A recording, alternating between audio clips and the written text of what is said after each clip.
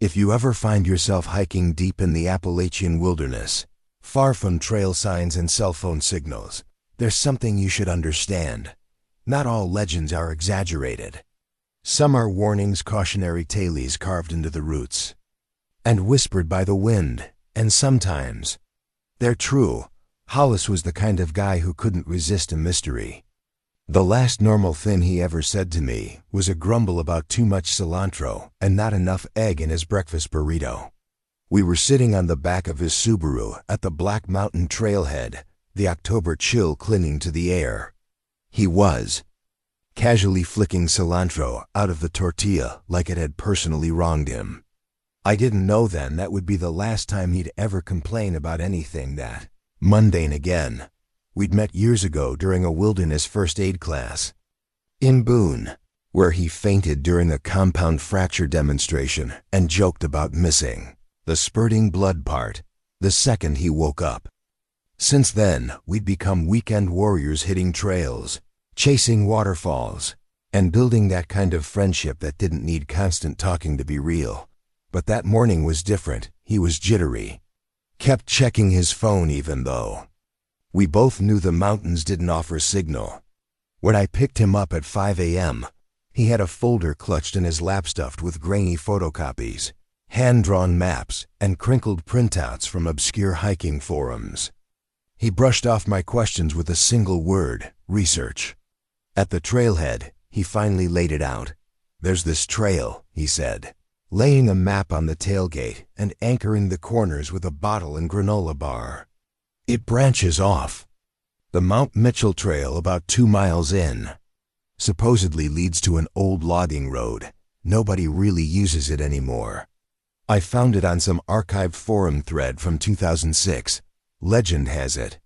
He trailed off like he wasn't sure how much to say. Map looked sketchy. Not even a topo, just a faint memory someone scratched out from decades ago. But Hollis had that look in his eyes again, the one I'd seen when he decided to hike the Art Loeb Trail in one day during a 90-degree heat wave. He was already lacing up his boots. The offshoot wasn't even marked. Just a wound in the rhododendron, where generations of boots had pressed down the earth. A faint old blaze scarred a pine trunk, more scar than paint. From the first step, it was clear this was no maintained trail. Steep, overgrown, and unforgiving. The kind of hike that made you wonder if you were walking toward something or away from it. A few miles in, after a brutal climb that left our legs aching and lungs burning, the forest started to change. Younger growth gave way to gnarled ancient trees with trunks like twisted stone. We paused in a small clearing to catch our breath, and that's when Hollis dropped the second bomb. "There's a story about this place," I groaned. "Of course there is." He looked too excited. "A guy named Jeremiah Carter lived up here decades ago. Lost an arm at a logging accident and went full hermit. Started threatening hikers who came too close." "Threatening how?" "Decapitations," he said, dead serious, handing me a faded photocopy of a forum post. Something about a hiker found headless in the 90s, axe marks and animal warnings left hanging in trees. Some say he died. Others think his son took up the axe. I laughed, but my nerves didn't. The clearing we camped at that night was barely big enough for 2 tents. But the view was beautiful, ridgelines melting into layers of blue, and stars flickering through cracks in the canopy. It should have been peaceful. But even over dinner, Hollis wouldn't shut up about Jeremiah Carter. About how the guy built a cabin somewhere in these woods. How his missing limb made his remaining arm freakishly strong. How hikers went missing, and how the legends always mentioned the same detail: a single clean axe strike. Then came the warnings: fresh axe marks near tents, mutilated game left hanging in trees, strange sounds in the night. Hollis passed me his flask and smiled. Always the same clean cut. One blow. Neck's gone. I didn't sleep well. Not because I believed the story. I didn't, but the forest felt off, unnaturally quiet. Even the usual nighttime sounds, crickets, owls, wind, were muted. like the trees were holding their breath. And then, at 3 a.m., I heard it, chop, chop, chop. It echoed through the hills. Steady, rhythmic, maybe half a mile upslope. The silence beforehand made it echo even louder. It wasn't the sound of a casual camper gathering wood. This was mechanical, repetitive, intentional. The fire had long died. Hollis's tent was dark. I grabbed my headlamp but didn't switch it on, just listened. Then, for reasons I still don't understand, I moved toward it. There was a rock ledge about 50 yards from camp. I crawled quietly toward it, moving slow, careful not to snap twigs or make noise. Below, the moonlight revealed a clearing I hadn't seen before. In the center was a figure. He was swinging an axe into a massive oak. And he was missing an arm. The remaining one, his right, was massive, too big for his frame. Ripped like a bodybuilder's. Between each chop, he'd pause, and then turn toward the ledge. Toward me. I couldn't see his face, but I felt his eyes, cold, focused. Like I was prey he hadn't decided to pounce on yet. We stayed locked like that for what felt like an hour. Then he turned back to chopping. I backed away slowly, barely breathing. Crawled to camp. Zipped myself into my tent and waited for daylight while the chopping echoed until dawn. When Hollis woke up, I told him what I saw. He didn't interrupt. Just listened, brow furrowed, eyes serious. "Okay," he said. "If you're spooked, we go, no questions. That's the rule." We'd made that rule early in our hiking days. Either of us felt unsafe. We packed up and left, no judgment. It had saved us before, from a freak lightning storm, a bear encounter, a sketchy river crossing. Today, it would save us again.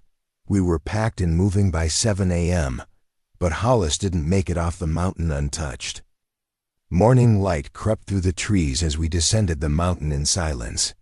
Hollis didn't say a word about his legend, his research, or the thing I saw the night before. He just hiked. Focused, determined. The trail looked different in daylight, less haunted, more just overgrown and forgotten. But even with sunlight warming the canopy, I couldn't shake the chill from the clearing, from that man. About a mile down, Hollis stopped. "Too much coffee," he muttered, stepping off the trail into a dense patch of mountain laurel. "Give me a minute." I nodded, stretching my calves and pulling out my dead phone just out of habit.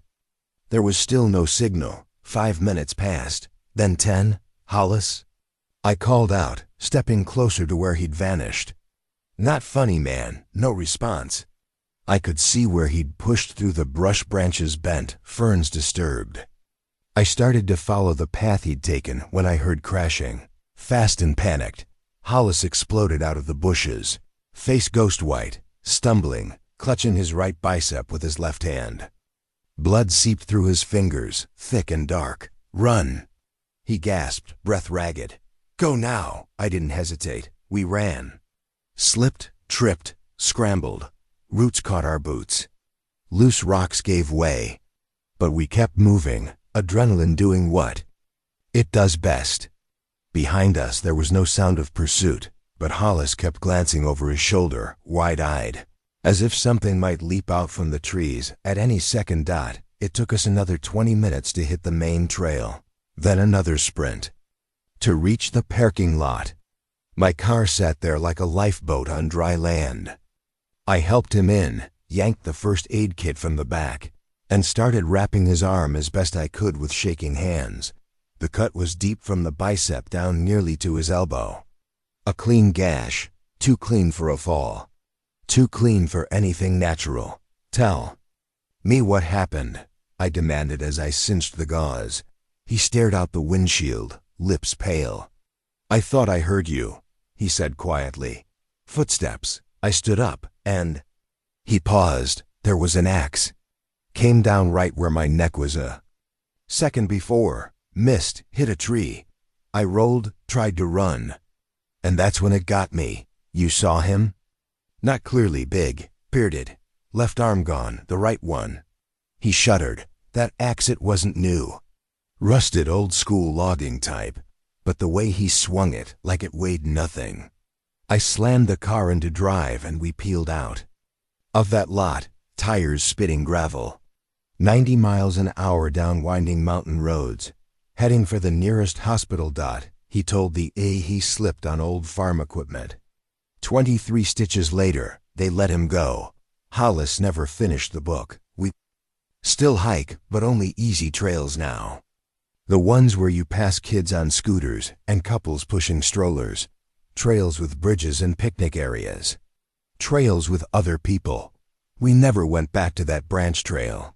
Never talked about Jeremiah Carter again, but I still hear that chopping. Sometimes when the house is too quiet, when the wind dies and the night feels too still, I hear it in my head, chop, chop. And every time I remember that clearing, that axe, and the way his head turned toward me like he knew I was there, like he was waiting. Some roads you take because they're scenic, some because they're fast, and some you end up on by mistake. But this road? We should have never been on it. It was a detour straight into something we weren't meant to see, something no one should ever encounter. Not and walk away saying, There were 5 of us that summer, me, my roommate Nico, his girlfriend Bethany, and 2 guys from our D&D group, Jerome and Kai. The trip was supposed to be a weekend of peace, stars, and whiskey. In the Gila National Forest. Jerome had been hyping up the location for weeks. Said it was some secluded spot his uncle showed him years ago. No crowds, no noise, he said.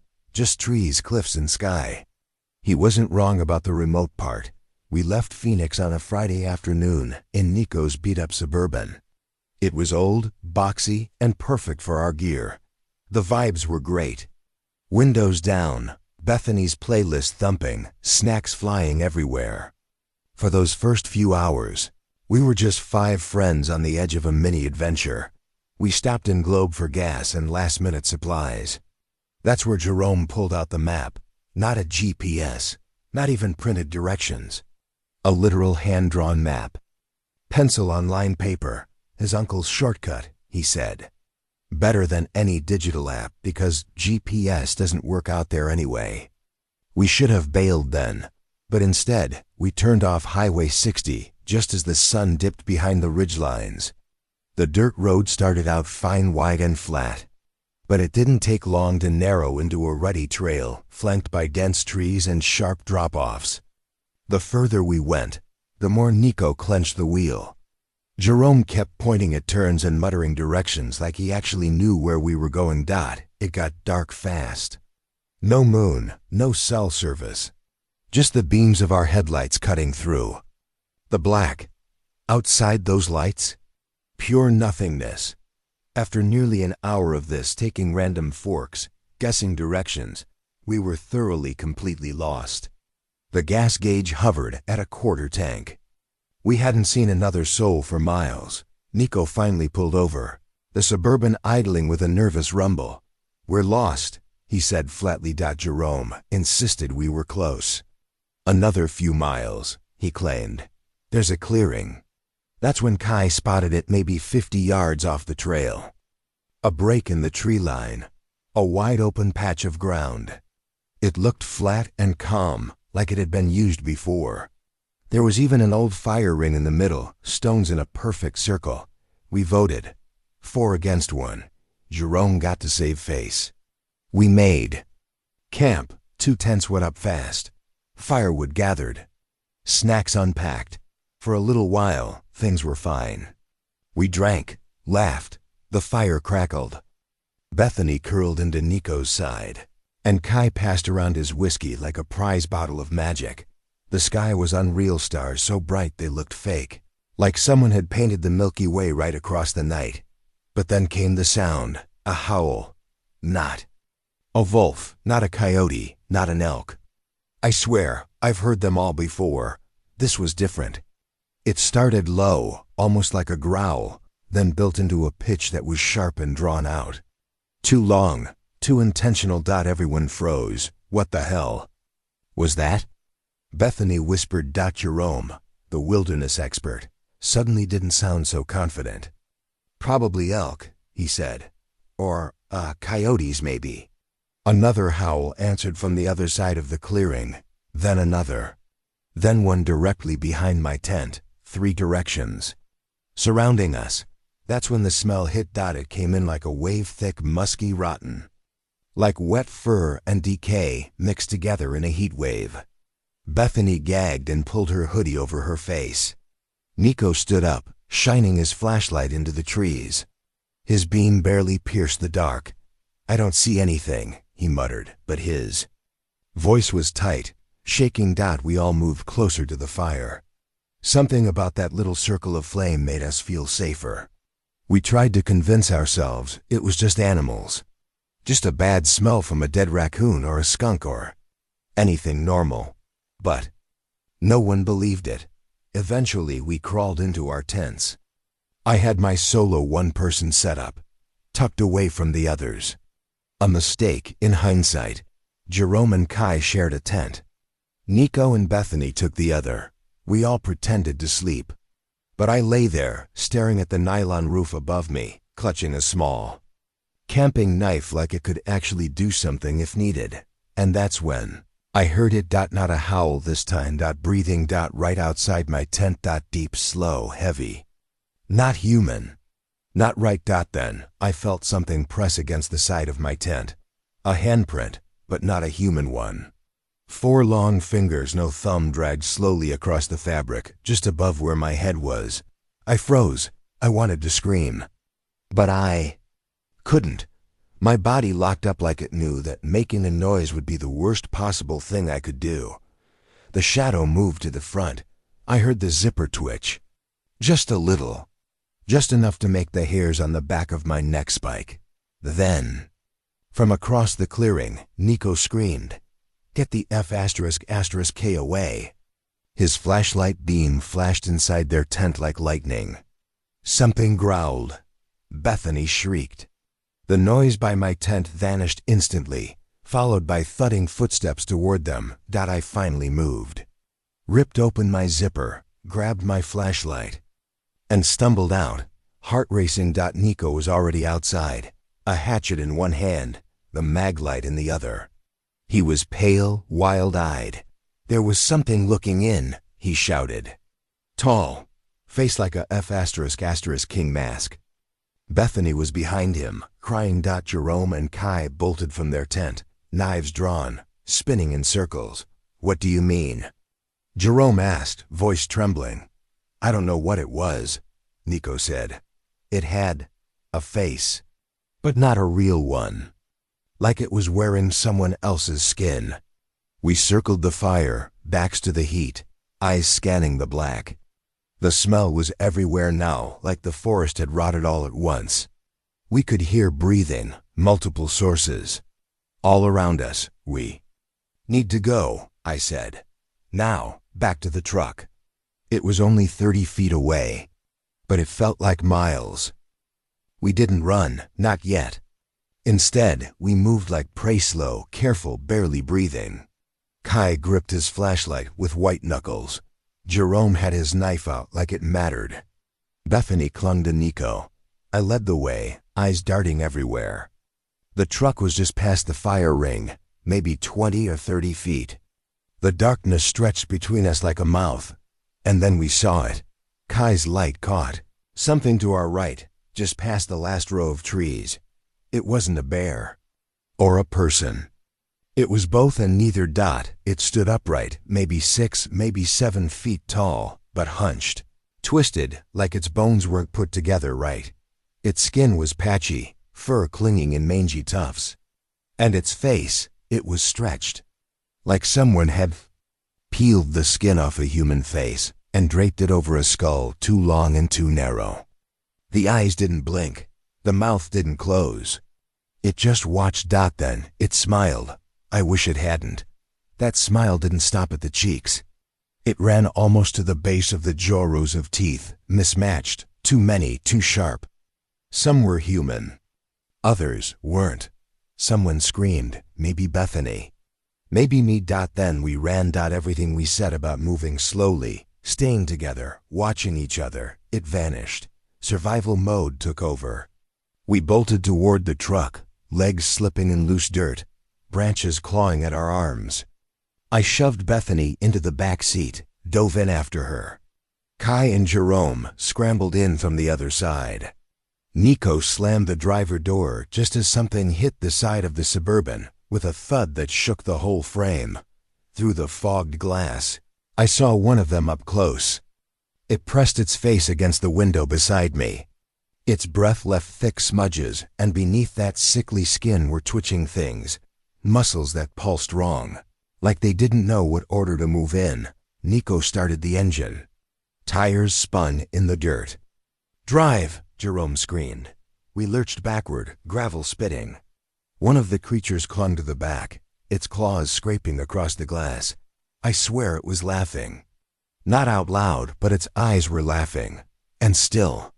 They didn't chase us like you'd expect. They herded us. Every time Nico tried to speed up or veer off, one of them would dart out in front, forcing him to slow, to turn. They flanked the truck like wolves, nudging us forward. Deeper down the road. Kai said it first.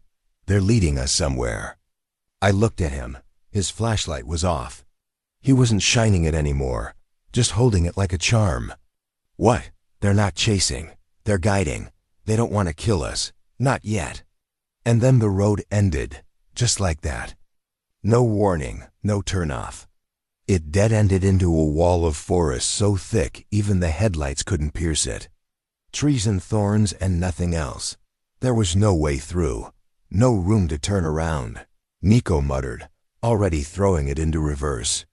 But as soon as we backed up, they stepped out. 1, then 2, then 5, maybe more. Lining the trail behind us like statues, blocking the way. Their bodies twitched with unnatural movement, bones shifting under loose skin like bags of wet sticks. And one of them was tall. Too tall. It stepped forward, toward the driver's side. Slowly, calmly, its arms hung too long. Its fingers scraped the dirt as it walked. Then it raised a single hand and tapped on Nico's window. Ticked. Tick. That claw left a mark on the glass. Then it smiled. That same terrible grin. I saw Nico's hand move in a blur. He slammed the gear shift back into reverse and floored it. The Suburban launched backward, slamming into 2 of the creatures. I felt one roll beneath the tires. Another. Slammed its palm against the glass so hard the rear window cracked. "Keep going," I yelled. We were shoving them back, grinding against whatever wall they meant to hold. One of them clung to the back, claws digging into the bumper. Then it let go with a shriek. "Now!" I shouted. "Turn! There's room!" Nico cranked the wheel. The truck skidded, rear end swinging out wide. A blur of limbs hit the side as we pivoted.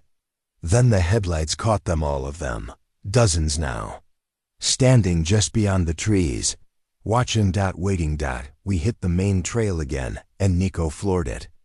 They followed. Fast, not like animals, more like nightmares. On all fours, on 2 legs, crawling, leaping. Their eyes reflecting in our taillights. Sometimes ahead of us, sometimes beside us, always with us. They didn't try to stop the truck again. They just chased for fun, for fear, for something. One landed on the hood. Its claws scraped across the windshield, cracking it like spiderwebs. Nico didn't stop. He floored it harder, engine roaring. Another slammed the passenger side. Another tried to open the door. I locked it so hard I thought I broke the switch. Eventually, after what felt like hours, we hit pavement, real road. Real yellow lines, the kind of thing you never think you'll cry over. We drove for miles, not speaking. Then we found a gas station. We sat there in silence, shaking, crying, holding on to anything solid. We didn't report it. What would we even say? We took a wrong turn and found the edge of the world. Weeks later, Jerome tracked down the right campsite with real maps. And you know what? It was beautiful. Just like he said, but we only stayed 1 night. None of us slept. And we never went back. I've been a nurse for over a decade. Emergency rooms, trauma units, rural clinics, you name it, I've seen it. Gunshots, crashes, overdoses, domestic horrors. I've learned how to stay calm when blood pours like water and when bones snap like twigs, but nothing I saw in those halls prepared me for what I found on that road in the Oregon mountains. It was early spring a few years back. Oregon was soaked. Rain had been pounding down for 3 straight days, relentless, heavy, the kind that turns driveways into streams and rivers into monsters. I was heading home to Portland after visiting my sister in Tillamook. Normally, I'd take Highway 101, but that day, I opted for the inland route, more scenic, less traffic. Big mistake. 40 minutes into the drive, winding deep through the Coast Range, I hit it. A washout. The road just ended in a raging current of brown debris-choked water. Not a puddle, not a flooded dip, a river. The asphalt vanished beneath white water and tumbling branches. Logs and garbage surged past like missiles. My Honda Accord sat 20 feet back from the edge, hazard lights blinking into the mist. I stared at it, trying to judge the depth. Couldn't be sure. It was fast, angry. My car rides low, and I knew that even a few inches of moving water could sweep it away. I waited. No cars behind me. No trucks, just the rain, hammering the roof like it had a personal vendetta. I had 2 choices: turn around and add 2 hours to my trip, or find another way through. Then I remembered the forestry road I'd passed a mile back. Gravel, narrow, marked with one of those green National Forest signs. I'd never taken it before, but I figured it must cut around the washout and rejoin the main road on the other side. Those logging roads usually crisscross like veins through the mountains, and honestly, I was already late for my shift. So I backed up. Found the road. The first mile was smooth enough, well-graded gravel, 2 lanes wide, lined with tall pines. My phone still had 1 bar. I was feeling confident. That didn't last. By mile 2, the road narrowed. The gravel gave way to rutted mud. Trees pressed in on either side, their branches brushing the roof like fingers. I dropped to 15 miles. An hour, dodging potholes that could swallow a wheel. My phone now read, no service. That's when I saw the tire tracks. They were fresh. Deep grooves in the mud heading the same direction I was. Someone else had come this way recently. Probably another driver trying to get around the flood. That gave me some comfort. It shouldn't have. Half a mile later, I rounded a bend and slammed on my brakes. There it was, a blue Toyota pickup wrapped around a massive Douglas fir. The front end was crushed like an accordion. Steam hissed from under the hood. The windshield was spiderwebbed, but intact. The driver's door was open. And no one was inside. My instincts kicked in. I threw the car in park, grabbed my trauma kit. From the trunk, nurses always keep one, and ran toward the wreck. "Hello," I called out into the rain. "Anyone injured?" Nothing. Just the creak of trees and the low tick of a cooling engine. There were long skid marks behind the truck. Someone had tried to brake hard, but the road was straight. No curves, no cliffs. No reason for a wreck. Then I saw the blood. Just a few drops on the driver's seat. Then a trail, small smears and splashes leading into the forest. Someone had walked or been dragged into the trees. My breath caught. But I followed. Every few steps I called out, hoping to hear a reply. The forest swallowed my voice. 20 yards in I found him, and I wished to God I hadn't. He was hanging. Not by rope.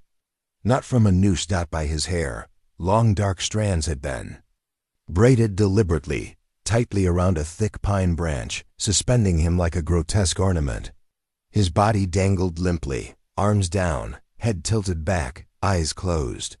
He was alive barely. Shallow breaths shuddered through him, his throat half closed by the angle. His left leg was gone from just below the knee, not crushed, torn off. The stump was raw, jagged, flesh shredded like pulled meat, denim soaked with blood. It dripped slowly onto the pine needles below in thick red drops. I froze. I've seen motorcycle crashes. I've seen mangled limbs and compound fractures. But this was wrong. This was something out of a nightmare. How does someone end up hanging by their hair with a missing leg after a car crash on a straight road?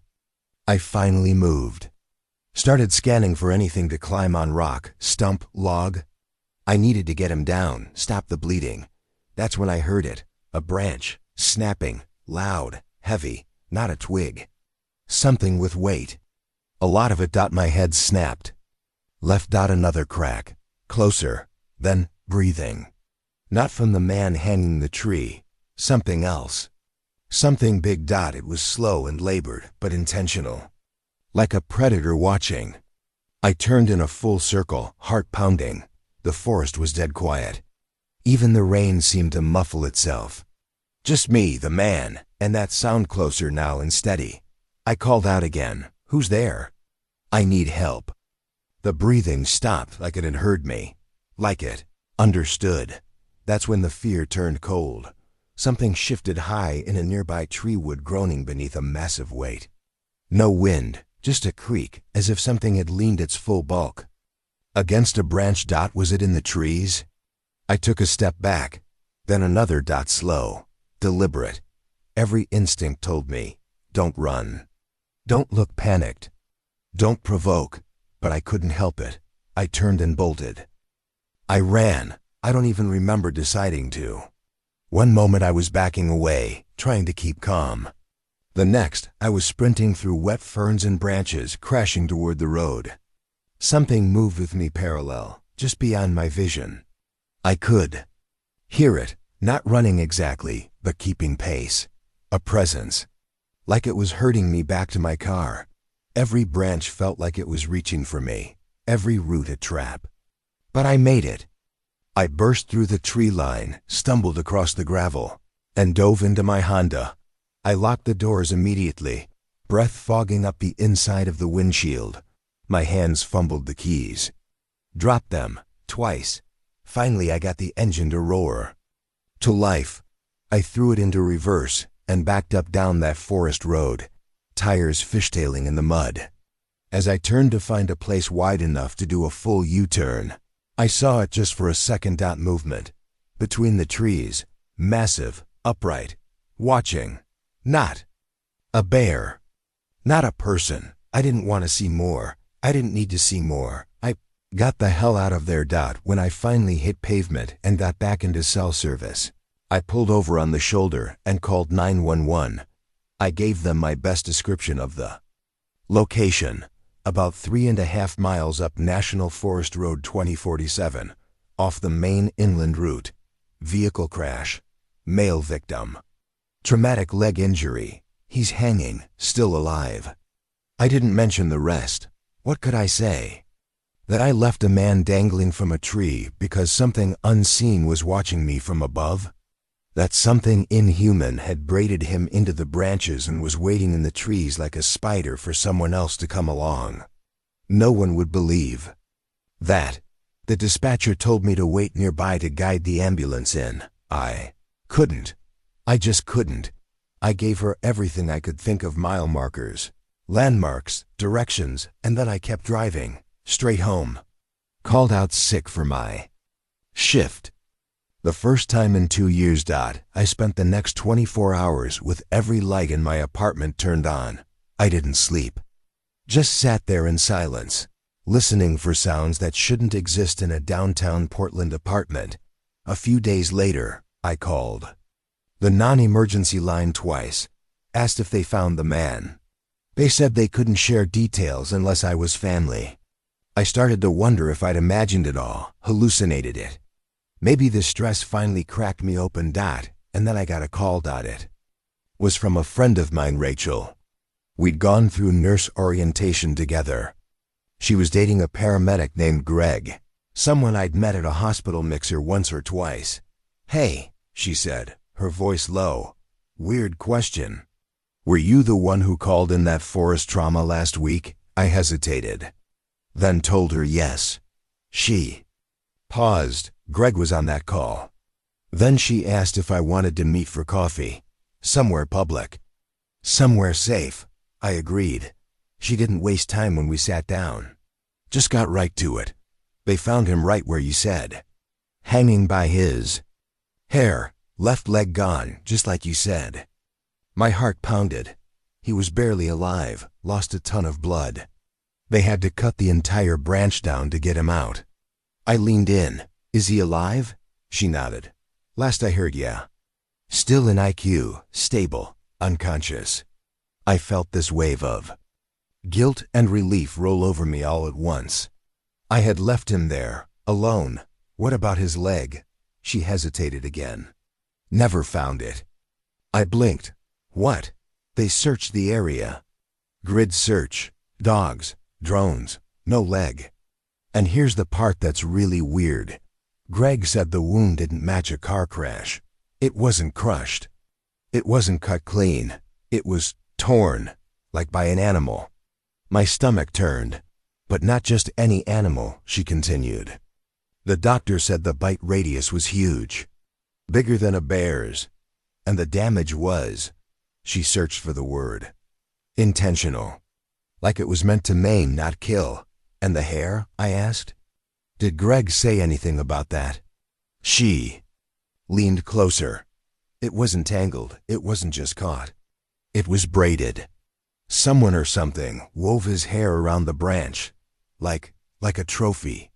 We sat in silence for a long time. Eventually she added, Forest Service closed. The road. Still closed, actually. They cited flooding and unsafe conditions, but I don't think that's why. I never drove that route again, and I never will. As for the man, he woke up 10 days later. They told me no memory of the crash. No memory of what happened afterward. Just blank space. Probably for the best, because I remember and when I dream, when the rain hits the windows just right, I see it again. That shape in the trees waiting watching and I know there's something in those woods that doesn't care about roads, or rules, or the laws of nature, something that takes what it wants, and hangs the rest from the trees.